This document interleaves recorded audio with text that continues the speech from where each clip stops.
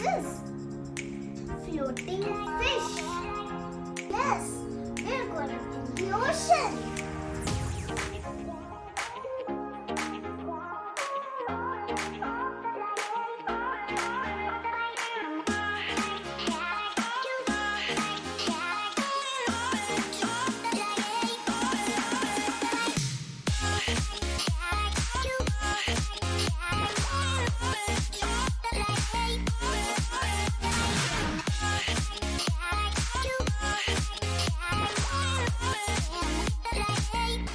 Wow!